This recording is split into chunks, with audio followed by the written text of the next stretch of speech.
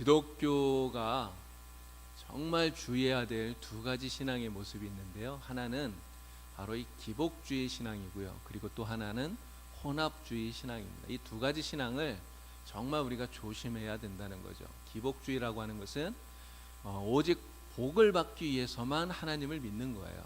이 기복주의죠. 또 혼합주의라고 하는 것은 하나님을 믿는 신앙과 이 세상에 있는 다른 신앙들이 짬뽕이 되어 있는 이 혼합주의 신앙이라고 하는 거죠. 근데 오늘 말씀의 주인공인 이 미가를 보면 이 두 가지 기복주의와 혼합주의가 다 이 사람에게 있었다는 거예요. 이 두 가지 모습들이 다 있었습니다. 그래서 이 미가는 사실 어떻게 보면 겉으로 보면 굉장히 하나님을 잘 섬기는 사람처럼 보여지기도 해요. 그러나 이러한 신앙의 모습들, 기복주의와 혼합주의의 신앙을 가지고 있는 이러한 미가를 결코 하나님이 기뻐하시지 않는다 하는 것을 우리가 분명히 알아야 된다고 하는 거죠. 미가라고 하는 사람, 이 사람의 이름의 뜻은 여호와 같은 자 누구냐 이런 뜻입니다. 성경에는요 미가가 여러 명이 나옵니다. 그런데 우리가 특별히 눈여겨보아야 될 두 사람의 미가가 있어요. 한 사람은 남유다 시대 아하스 왕 때 활동했던 선지자 미가입니다. 미가서 1장 1절에 이 사람의 이야기가 나오죠. 모레셋 사람 미가다 이렇게 이야기를 합니다. 우상 숭배를 일삼았던 아하스 왕에게 또 그 당시에 불법과 불의를 자행하던 지도자들에게 하나님의 심판을 예언했던 선지자가 바로 이 미가 선지자예요. 그리고 하나님 앞에 겸손하게 회개하고 돌아오는 자들, 그러한 자들에게 하나님께서 그들에게 은혜를 베풀어 주시고 회복시켜 주시고 메시아를 보내주리라, 이렇게 메시아에 대한 예언을 했던 선지자가 이 미가입니다. 우리가 잘 아는 대로 예수님께서 베들레헴에서 태어난다고 하는 것을 예언했던 선지자가 바로 이 미가 선지자죠. 자, 그리고 또 하나 우리가 눈여겨보아야 되는 미가가 바로 오늘 사사기 17장 18장에 나오는 바로 이 미가입니다. 에브라임 산지에 살고 있었던 미가라고 하는 사람이에요. 이 사람은 상당히 부자예요. 엄청난 부자입니다. 은으로 신상을 만들어서 자기 집에 신당이 있어서 그 신당에다가 이 신상을 차려놓고 그리고 레위인을 자기 집의 개인 제사장으로 삼았던 사람이에요. 자, 그런데 이 미가가 만들었던 이 신상 그리고 그가 세운 이 제사장, 레위인 제사장, 이 사람은 결국 어떻게 되었느냐? 사사기 18장을 읽어보면 단 지파 사람들에게 빼앗기고 맙니다. 단 지파가 자기들의 거할 그 땅을 찾기 위해서 정탐꾼을 보냈었는데 그 정탐꾼들이 이렇게 올라가다가 이 미가의 집에 들르게 된 거예요. 그리고 이 미가의 집에 이러한 신상과 또 제사장이 있다는 것을 알게 되고는 나중에 돌아가면서 이 제사장과 신상을 단지파가 빼앗아 가게 된 것이죠. 그래서 이 미가의 가정에서 시작되어진 이 우상 숭배가 나중에는 단지파의 우상 숭배로 확대되어져 가는 그런 모습을 우리가 성경에서 보게 됩니다. 자, 이 사사기 17장부터 21장 마지막까지를 쭉 읽어보면 여기에 두 가지 중요한 사건이 나옵니다. 오늘 우리가 이야기하는 미가의 신상에 관련된 사건이 있고요. 그리고 19장부터 마지막 21장까지의 레위인의 첩에 관한 사건이 나와요. 이 두 가지 사건이 사사기 시대에 일어났던 중요한 사건인데 이 사건을 통해서 이스라엘 백성들이 얼마나 타락한 삶을 살았는가, 그들의 타락상이 얼마나 심했는가를 하나님께서 우리에게 보여주고 계시다고 하는 거죠. 특별히 17장, 18장은 종교적으로 타락한 모습을 보여줍니다. 그리고 19장에서 21장까지는 윤리적인 타락을 보여줘요. 자, 특별히 오늘 우리가 17장에 나오는 세 명의 인물, 세 명의 사람들을 통해서 그들이 얼마나 종교적으로 타락했는가 하는 모습들을 함께 보려고 합니다. 자, 미가. 우리 17장 2절 말씀을 보면 이 미가가 하는 이야기가 나와요. 그 어머니와 이렇게 대화하는 이야기가 나오잖아요. 어머니에게 이 미가가 이야기합니다. 어머니가 은 1,100을 잃어버리셔서 저주를 하셨는데, 자, 그 은이 저에게 있습니다. 내가 그것을 가졌나이다, 이렇게 이야기를 하는 거예요. 그랬더니 어머니가 야, 내 아들이 여호와께 복받기를 원하노라, 이렇게 이야기하는 장면입니다. 자, 미가라고 하는 이 사람, 이 사람은요 진짜 도덕적인 불감증에 걸려 있는 사람이다, 이렇게 말할 수 있습니다. 제 어머니의 돈을 훔친 거 아닙니까? 은 1,100을 훔친 거예요. 은 1,100개를 훔친 거예요. 근데 그가 훔친 이 돈이 사실 그 액수가 장난이 아니라는 거죠. 우리 읽었던 말씀 가운데, 오늘 말씀 가운데 10절 말씀을 보면요, 미가가 레위인을 고용하면서 1년에 은을 10개 주겠다, 이렇게 이야기를 해요. 은 10개를 1년에 내가 너에게 주겠다. 이게 연봉이 1년에 은 10개란 이야기예요. 그런데 이 레위인이 그 은 10개를 받으면서 굉장히 만족해하는 그런 모습을 보게 됩니다. 결국 은 10개가 이 제사장의 1년 연봉으로서 결코 부족하지 않은 금액이라는 거죠. 그럼 은 10개가 제사장의 1년 연봉이라면 은 1,100개는 어마어마하죠. 제사장의 110년 연봉이에요. 어마어마한 돈이에요. 근데 그것을, 어머니의 그 돈을, 이 은을 미가가 훔친 거예요. 그런데 그것을 훔치고 나서도 양심의 가책이나 거리낌이나 이런 걸 전혀 느껴보질 못하게, 모르겠어요. 그런 걸 느끼지 않는다는 거죠. 자, 그런데 양심의 가책은 받지 않는데, 그런데 이 미가는 어머니의 그 저주에 대해서는 굉장히 무서워하는 이러한 모습을 보게 됩니다. 자, 미가가 이렇게 은을 1,100개를 훔치고도 양심의 가책을 받지 않았다라고 하는 것은, 미가라는 이 사람이 평소에 어떤 모습으로 살았는가를 우리가 충분히 짐작해 볼 수 있게 하는 것이죠. 그 많은 돈을 훔치고도 양심의 가책을 받지 않는다. 여러분, 그 아이들 같은 경우에 이렇게 부모의 지갑에 간혹 이렇게 손을 대는 이런 아이들이 있잖아요. 근데 뭐 1,000원을 훔쳤든 아니면 10,000원을 훔쳤든 부모의 지갑에 손을 댔다고 하는 것은 잘못한 거예요.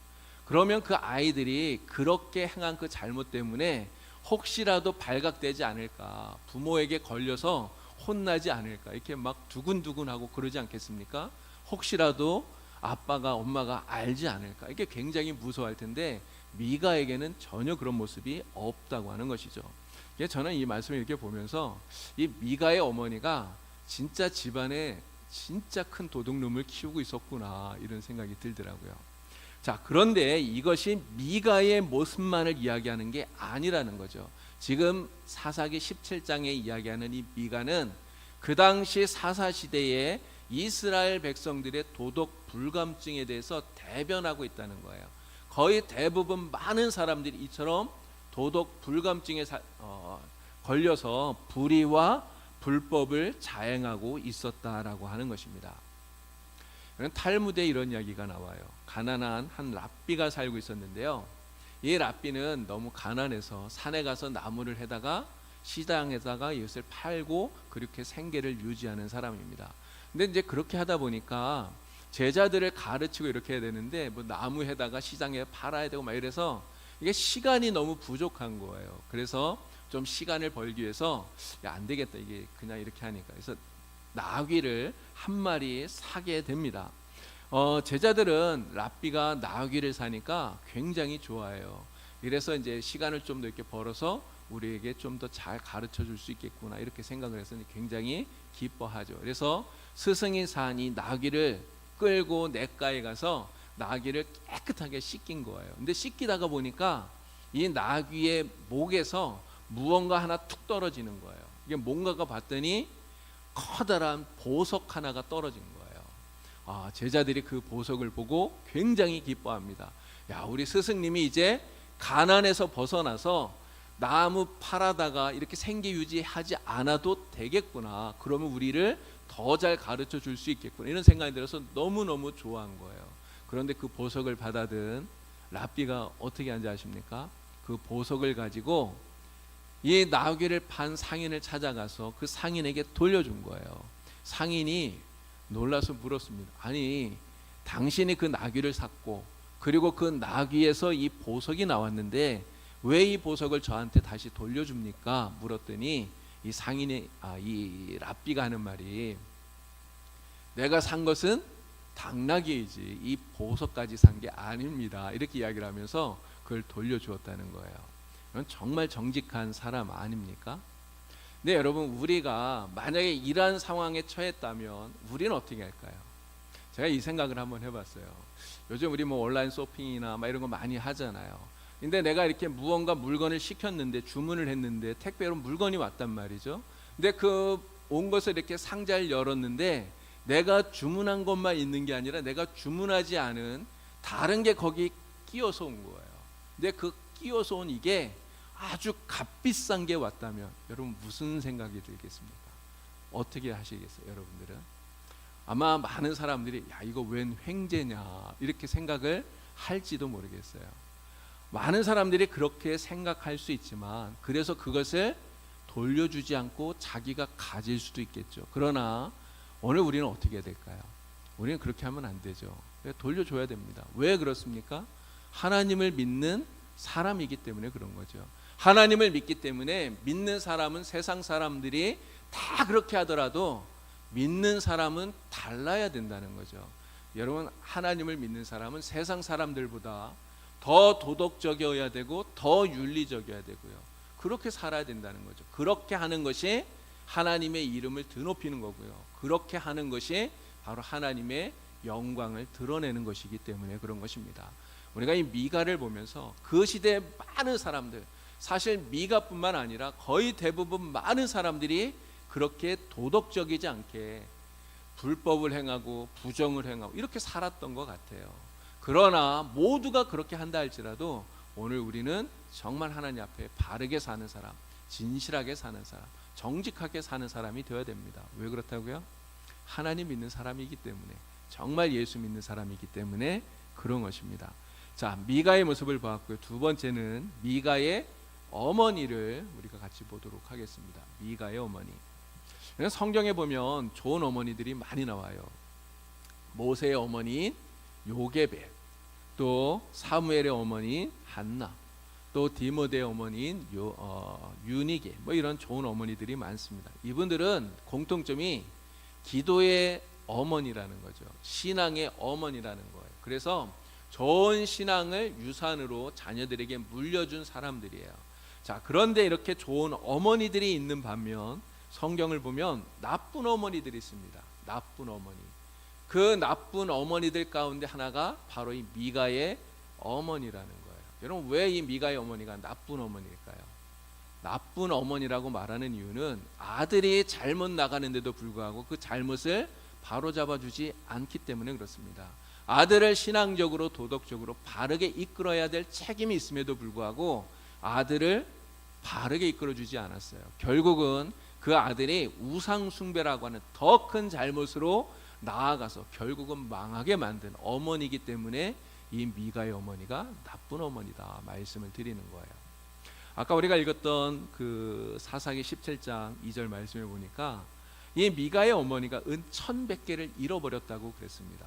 근데 누가 훔쳐갔는지를 몰라요. 훔쳐갔는데 잃어버렸는데 이 은 1,100개 말씀드린 대로 어마어마한 금액의 은이에요. 근데 이걸 잃어버렸으니까 여러분 속이 편할 리 있겠습니까? 정말 화가 나죠. 뭐 진짜 이게 밤에 잠도 안 났을 거예요.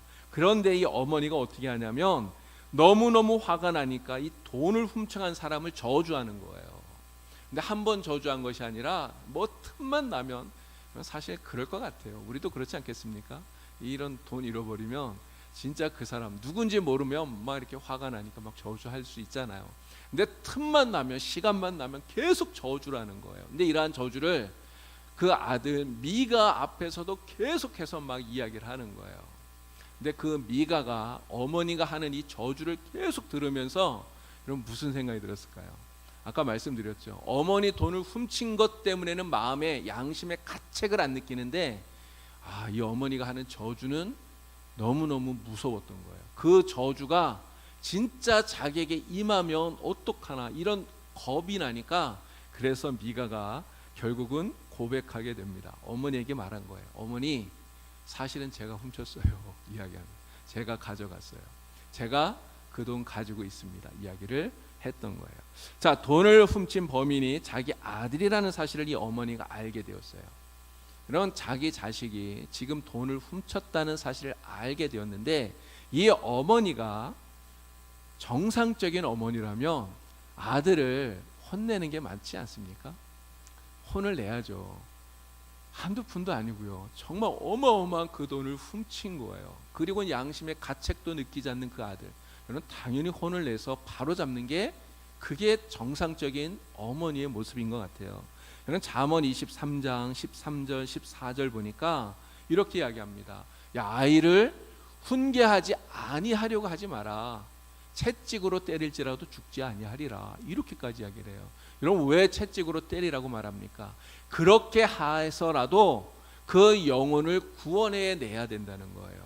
때려서라도 그 영혼이 잘못되지 않도록 이끌어주는 것이 이게 부모가 마땅히 해야 될 도리다, 이렇게 말하고 있는 것입니다.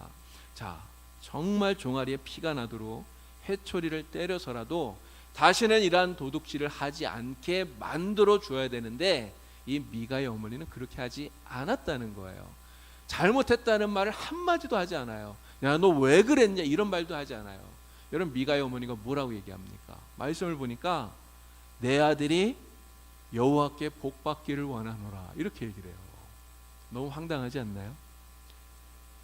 여러분 같으면 만약에 내 자식이 그러한 잘못을 했는데 여러분, 이런 말이 나오겠습니까? 제가 생각을 해봤어요. 도대체 왜 이 말을 했을까? 왜 아들이 잘못했는데 혼을 내지 않고 오히려 내 아들이 여호와께 복받기를 원하노라, 이렇게 말을 했을까? 이유는 그 아들을 너무너무나 끔찍히 사랑했기 때문에 이 말을 하지 않았을까 싶습니다. 너무너무나 끔찍하게 사랑하는 아들이기 때문에 지금까지 이 미가의 엄마가 얼마나 많은 저주의 말을 쏟아부었습니까? 정말 뭐 입에 담지도 못한 엄청난 저주를 쏟아부었을 텐데, 그 저주가 지금 전부 다 그 아들에게 가게 돼 있는 거잖아요.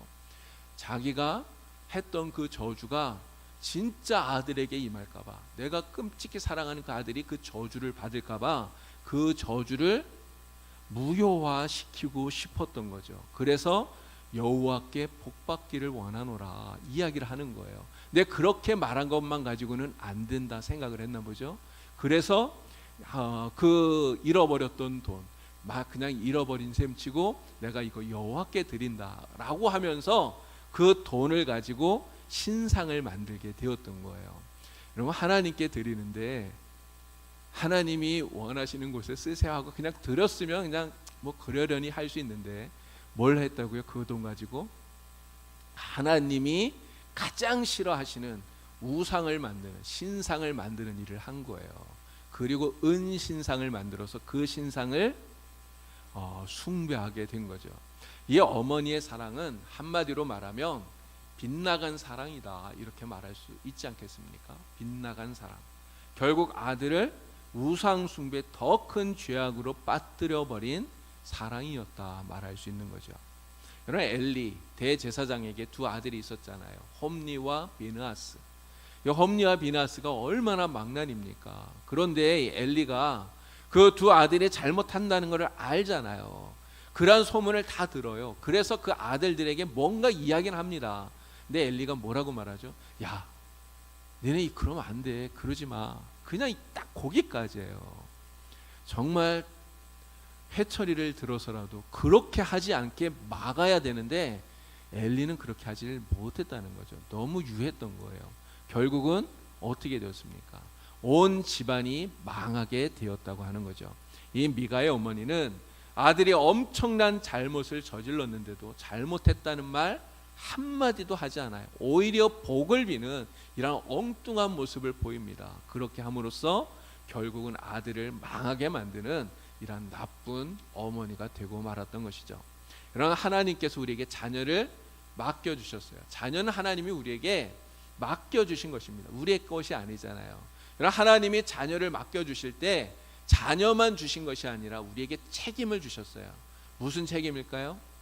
자녀를 바르게 양육할 책임을 주신 거죠. 하나님의 말씀으로, 도덕적으로, 신앙적으로 윤리적으로 바르게 이끌어야 할 책임을 함께 우리에게 주셨다라고 하는 것입니다. 우리가 자녀라고 해서 정말 사랑하고 너무 귀엽고 그래서 잘못했는데도 불구하고 그냥 오냐 감싸기만 하면 오히려 자녀를 그는 망하게 하는 것이죠. 정말 하나님 말씀 앞에 바르게 정직하게 살 수 있도록 이끌어 줄 수 있는, 이게 진짜 좋은 부모라 그렇게 믿습니다. 저와 여러분들이 바로 우리의 자녀를 바른 길로, 올바른 길로 이끌어가는 그런 좋은 부모가 다 될 수 있기를 바랍니다. 자, 세 번째 우리가 볼 사람은 레위인 제사장이에요. 레위인 제사장. 자, 미가가 자기 집 신당에다가 은으로 그 자기가 훔쳤던 돈 어머니한테 다시 돌렸더니 어머니가 그 돈 200개를 가지고 신상을 만들었는데 그 신상을 자기 집에 있는 신당에다가 모셔둔 거예요. 그리고 제사장이 입는 에봇도 만들었습니다. 가정수호신인 드라빔도 만들었어요. 자, 이렇게 해서 모든 것, 정말 이 신상을 숭배할 수 있는 모든 조건은 다 만들었는데 딱 한 가지 부족한 게 있어요. 뭐가 부족했냐면 제사장이 없었던 거예요. 제사장. 그래서 우선은 급한 대로 자기 아들 가운데 한 명을 제사장으로 세웠습니다. 근데 아들을 제사장으로 세워놓고 보니까 좀 찜찜한 거예요. 여러분 왜 그렇겠습니까? 자기가 레위인이 아니잖아요. 레위 지파도 아니고, 그런데 자신들이 자기 아들을, 레위인도 아닌 자기 아들을 제사장으로 세워놓고 나니까 그냥 제사장이라고 세우기는 했지만 왠지 모르게 좀 찜찜한 거예요. 그런데 이 문제가 곧 해결이 됩니다. 바로 그의 집에 이 레위인 청년이 나타난 거예요. 사사기 17장 7절을 보니까 이 청년이 유다 베들레헴에 살고 있던 레위인이었다고 이야기를 합니다. 유다 베들레헴에 살던 레위인이 여기저기 떠돌아다니다가 에브라임 산지 이 미가의 집에까지 도착하게 된 거예요. 자, 그런데 이 레위인이 베들레헴에 살고 있었다고 하는 이 자체가 사실은 문제예요. 잘못된 거예요. 왜 이것이 잘못되었느냐? 하나님께서는요, 이 사사 시대에 이스라엘 백성들이 그 가나안 땅에 들어갈 때 가나안 땅에 들어간 이스라엘 족속들에게 각 지파별로 거주할 땅을 주셨어요. 이게 땅을 다 분배해 주셨잖아요. 근데 땅을 분배하는데 땅을 분배받지 못한 지파가 있습니다. 그가 바로 레위인들이에요. 레위인에게는 따로 하나님이 기업을 주지 않았어요. 이렇게 땅을 따로 어디를 이렇게 딱 떼주지를 않았다는 거죠. 대신에 그 사람들도 살아야 될 곳이 있잖아요. 그래서 레위인에게는 각 지파들에게서 일부 성읍을 받게 합니다. 그래서 48개의 성읍을 레위인들에게 주는 거예요. 이 48개 성읍이 가나안 땅 전체 여기저기 다 흩어져 있습니다. 그래서 레위인들은 이 48개 성읍에 흩어져 살면서 거기에서 이스라엘 백성들의 신앙을 지도하는 이러한 일들을 하게 만드셨던 거예요. 신명기 33장 10절 말씀을 보면 레위 지파에 대해서 모세가 축복하는 그러한 이야기가 나옵니다. 여기 말씀을 보면 주의 법들을 야곱에게, 주의 율법을 이스라엘에게 가르쳐라 이야기하고 있잖아요. 이게 바로 레위인들이 그 48개 성읍에서 살면서 해야 되는 일이었다는 거죠. 그런데 이 48개 성읍 가운데 베들레헴은 들어가지 않아요. 베들레헴은 48개 성읍 가운데 없어요. 그러니까 하나님께서 레위인들이 살라고 한 성읍 가운데 베들레헴은 존재하지 않는다는 거죠. 자, 그런데 왜 이 레위인은 베들레헴에서 살았을까요? 무슨 이유에서인지 자기 직무를, 하나님이 레위인에게 준 이 직무를 떠나서 떠돌았다는 이야기입니다. 떠돌아다니다가 베들레헴에 살다가 거기에서도 뭔가 여의치 않으니까 거기를 떠나서 여기저기 돌아다니다가 이 에브라임 산지까지 온 거예요. 그리고 미가의 집에 도착하게 된 것이죠. 자, 미가를 만났더니 이 미가가 이 레위인과 협의를 해요. 그래서 은 10개 그리고 숙식을 제공한다는 조건으로 연봉 협상을 한 거예요. 그렇게 해서 이 레위인이 미가의 집에 가정 제사장으로 취업을 하게 된 겁니다. 채용을 한 거죠. 고용했다고 하는 것입니다. 자, 그런데 문제는 이 가짜 제사장, 이 레위인, 이 사람은 진짜 제사장이라고 말할 수 없어요. 레위인이긴 하지만 그는 가짜 제사장입니다. 이 사람으로 인해서 이 미가의 우상 숭배가 점점 더 가중되고 심각해지고 더욱 심화되었다고 하는 것이죠. 자, 이 사람을 왜 가짜 제사장이라고 말하느냐? 이유는 두 가지예요. 하나는 이 사람이 아론의 자손이 아니기 때문에 그렇습니다. 이 미가의 집에 온 이 레위인 청년, 이 사람이 누구인가를 사사기 18장 30절에서 이야기를 하고 있어요. 사사기 18장 30절을 보니까요, 이 사람이 누구냐면 모세의 손자 게르솜의 아들인 요나단이라고 이야기를 합니다. 여러분 놀랍지 않습니까? 보통 사람이 아니라 모세의 손자래요. 모세의 손자. 그럼 모세가 얼마나 위대한 신앙의 사람입니까? 그 위대한 믿음의 사람인 모세의 손자가 이런 우상 숭배하는 이 일에 앞장서게 되었다고 하는 것이죠. 자, 그런데 제사장은 모세의 자손이 되는 게 아닙니다. 하나님께서 아론의 자손이 제사장이 되도록 그렇게 하셨잖아요. 그런데 이 요나단, 이 사람은 아론의 자손이 아니라 모세의 손자예요. 결국 미가와 흥정을 통해서, 그래서 미가의 집에서 미가가 만들어 놓은 이 우상을 섬기는 제사장이 된 이 레위인 청년을 하나님께서 온전한 제사장이다 이렇게 인정하시지 않는다는 거죠. 자, 두 번째 이유는 이겁니다. 이 사람이 가짜 제사장인 두 번째 이유는 하나님이 세운 것이 아니라 미가라고 하는 개인이 세운 제사장이기 때문에 그렇다는 거죠. 그런 제사장은 누가 세워야 되는 겁니까? 제사장을 세우는 것은 하나님이에요. 하나님께서 제사장을 세우는 것이지 사람이 세우는 것이 아니라는 거죠. 그렇기 때문에 제사장을 세울 때는 하나님이 만들어 놓으신 절차가 있고 의식이 있는 거예요. 그냥 아무나 원한다고 해서 제사장 세울 수 없고요. 누구나 마음대로 제사장을 세워서는 안 된다고 하는 것이죠. 자, 그런데 이 미가는 자기 마음대로 자기 집을 위해서 자격 없는 사람을 제사장으로 세웠다고 하는 거예요. 그가 비록 모세의 손자이지만 하나님께서 이 사람을 온전한 제사장이다 이렇게 인정을 하실까요? 절대 그렇지 않다고 하는 것입니다. 저는 이 레위인 청년을 보면서 진짜 좀 마음이 굉장히 착잡한, 참 진짜 씁쓸한 이런 마음이 많이 들어요. 미가가 지금 자기 이익을 위해서 자격도 없는 이 레위인을 자기 집의 제사장으로 세우지 않았습니까? 근데 지금 우리가 살고 있는 이 시대에도 이러한 일들이 일어나고 있다고 하는 거예요. 교회에서 목사를 세우는데 하나님께서 그 교회에 필요한 목사를 세우는 것이 아니라 그냥 교회에서 우리 입맛에 맞는, 자기들 입맛에 맞는 그런 목사를 고용해서 채용해서 세우는 일들이 지금도 교회에서, 많은 교회에서 일어나고 있다고 하는 것이죠.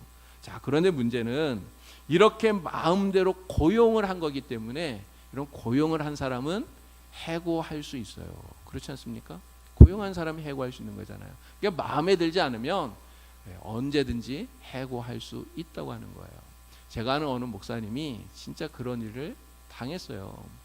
교회 부임을 했는데 3년이 지났는데 위임을 안 해주는 거예요. 그냥 한번 연임 청원은 해줬어요.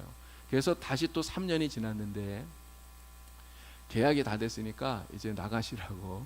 그래서 결국은 나가서 개척한 그런 목사님을 제가 알고 있습니다.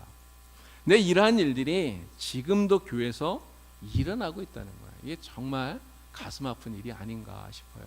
자, 그런데요, 이 레위인을 개인 집의 제사장으로 고용한 이 미가도 문제인데 사실은 이 미가보다 더 큰 문제는 이 레위인입니다. 모세의 손자라고 하는 이 사람, 이 레위인이 사실은 더 큰 문제라는 거죠. 여러분, 이 사람이 왜 직무를 버리고 여기저기 떠돌아다녔을까요? 사실 이유는 간단합니다. 먹고 사는 문제 때문에, 그러니까 생계를 위해서 떠돌아다닐 수밖에 없었을 거예요. 왜 그러냐면 48개 성읍에 레위인들이 흩어져 산다고 말씀드렸잖아요. 근데 그 48개 성읍은 자기 그 성읍 안에 있는 레위인들의 생계를 책임져야 할 그러한 의무가 있어요. 하나님이 그렇게 하라고 하셨어요. 그런데 이 사사 시대에 자기 그 성읍에 사는 레위인들의 생계를 사람들이 이 유대인들이 책임을 지지 않았던 거예요. 그러다 보니까 먹고 살 일이 막막해졌겠죠. 그러니까 무언가 하지 않으면 안 될 상황이 되었던 거예요. 그래서 직무를 버리고 베들레헴을 갔다가 베들레헴에서도 안 되니까 또 다른 데로 해서 결국은 이 에브라임 산지까지 이 레위인이 가게 되었다는 거죠. 자, 먹고 살 길이 막막해져서 어쩔 수 없이 살 길을 위해서 이렇게 떠돌아다녔다는 것, 이 레위인의 이런 상황이 이해가 안 되는 거 아니에요. 충분히 이해가 됩니다. 그러나 생계 때문에 자신의 직무를 버렸다고 하는 이 사실, 나중에 이 레위인이 하나님 앞에 갔을 때 하나님 앞에서 무슨 핑계를 댈 수 있을까요?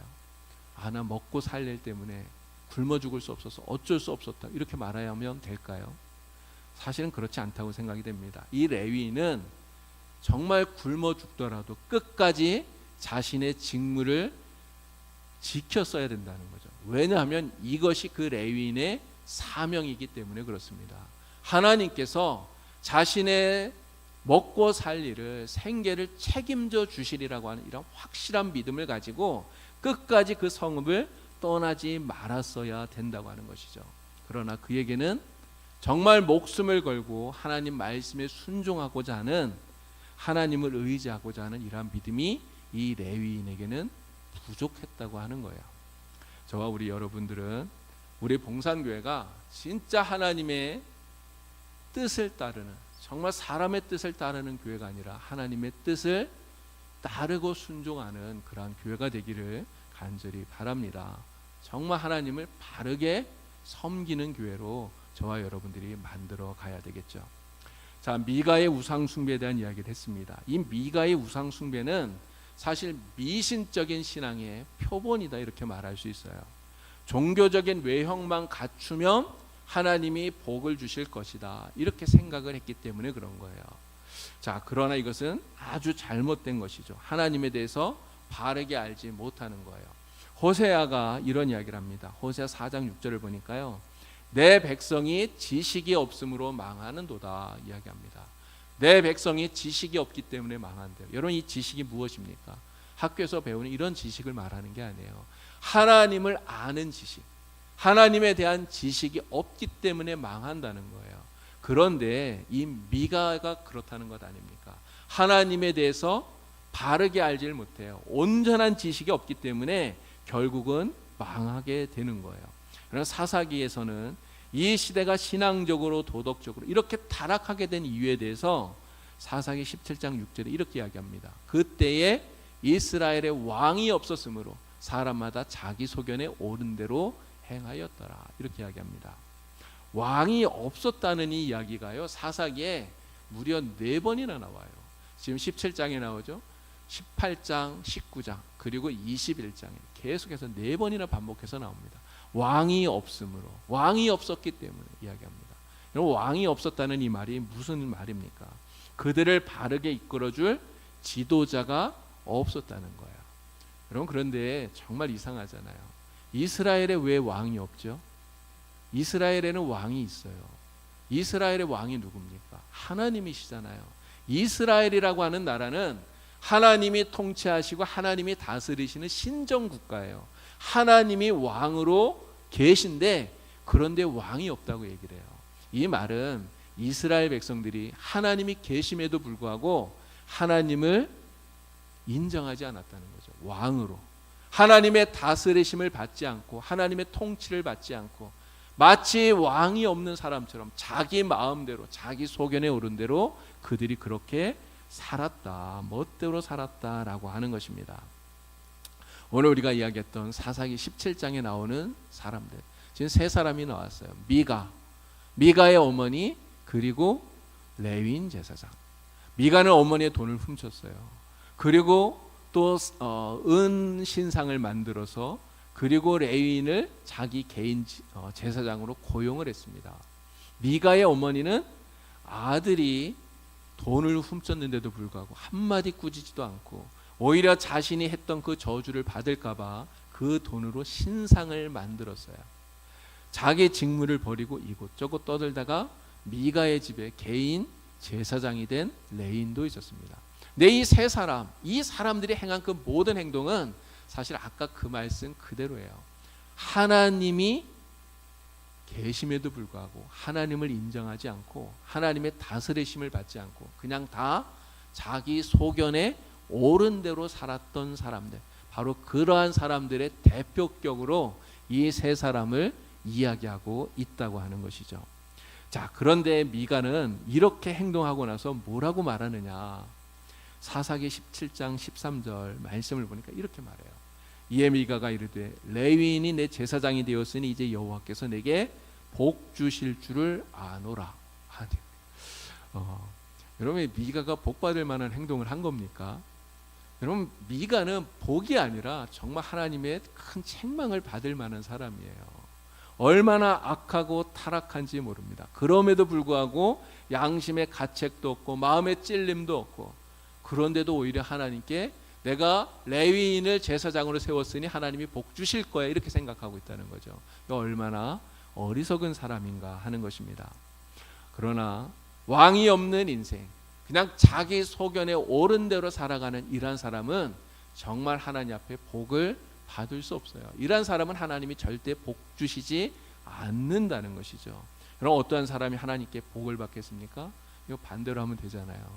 하나님을 왕으로 모시는 사람들, 그죠? 하나님의 말씀을 따라 믿음으로 사는 사람들, 바로 그들이 하나님 앞에 복을 받는 복 있는 인생인 줄로 믿습니다. 시편 47편 6절 7절 말씀에 하나님이 우리의 왕이라고 말씀하셔요. 하나님은 온 땅의 왕이시다. 또 시편 144편 15절에 바로 이러한 하나님을 섬기며 사는 사람이 복 있는 백성이다 말씀하고 있습니다. 오늘 우리가 복 받는 길은 바로 여기에 있는 것 아닐까요?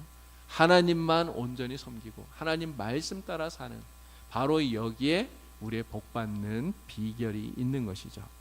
사사기는 왕이 없으므로 사람들이 다 자기 소견에 옳은 대로 행하였더라라는 이 말씀으로 사사기가 끝이 납니다. 그래서 이 사사기는 정말 어두컴컴한 암흑과 같은 시대였다, 사람들이 이렇게 이야기를 해요. 가장 어두운 시대, 가장 캄캄한 시대가 이 사사기라는 거죠. 근데 그런 말도 있지 않습니까? 밤이 깊을수록 새벽이 가까운 것이다, 이런 말도 있잖아요. 캄캄한 그 밤, 정말 죄와 같이 깜깜한 그 암흑을 뚫고 한 줄기 빛이 비추어요. 여러분, 그 빛이 무엇입니까? 바로 예수 그리스도, 주님의 빛이 그 어둠을 뚫고 비친 거예요. 여러분, 그 빛이 오늘 우리가 이 어두운 세상 속에 어떻게 살아가야 되는지, 어떻게 살아야 하나님이 기뻐하시고 하나님께 복받는 인생이 될지를 우리에게 가르쳐 주는 거죠. 바로 예수님이 그러한 길을 알려주시기 위해서 이 세상에 빛으로 오신 거예요. 그리고 십자가에서 죽으심으로써, 정말 하나님 앞에 순종하심으로써 오늘 우리가 어떠한 모습으로 살아야 하나님을 기쁘시게 할지를 우리에게 몸소 보여주신 것이죠. 오늘 우리는 바로 이러한 예수님을 본받고 예수님을 따라가는 믿음의 사람들이 다 될 수 있길 바랍니다. 오늘 우리가 사순절, 특별히 고난주간을 보내고 있는데요, 이 고난주간 정말 복받는 인생의 본을 보여주신 예수 그리스도, 우리 주님을 깊이 생각하시고 주님을 따라가는, 주님을 본받는 저와 여러분들 다 될 수 있기를 우리 주님의 이름으로 간절히 축원합니다. 우리 함께 기도하겠습니다. 하나님 아버지, 우리가 죄로 인하여서 캄캄한 암흑과 같은 이러한 세상을 저희들은 살아갑니다. 그러나 이 세상 속에, 이 죄악 많은 이 세상 속에 한 줄기의 빛으로 오신 예수 그리스도를 우리가 바라보고 주님을 본받고 주님을 따라가며 살아갑니다. 우리가 주님을 본받아 정말 하나님이 기뻐하시는 아름다운 믿음의 모습, 신앙의 모습 가지고 살아갈 수 있게 하여 주시옵소서. 하나님, 우리가 이 세상을 살아가는 동안 정말 종교적인 모습이나 신앙적인 모습이나 윤리적인 모습이나 도덕적인 모습이나 그 어느 것도 이 세상 사람들에게 손가락질 받지 아니하도록 아름다운 모습을 갖게 하여 주시고, 그래서 우리 하나님께 영광을 돌리며 하나님께 기쁨이 될 수 있는 그러한 주의 백성들이 다 될 수 있도록 주여 인도하여 주시옵소서. 오늘도 믿음으로 살아가는 우리 봉산교회 모든 성도들에게 하나님께서 풍성한 은혜와 복으로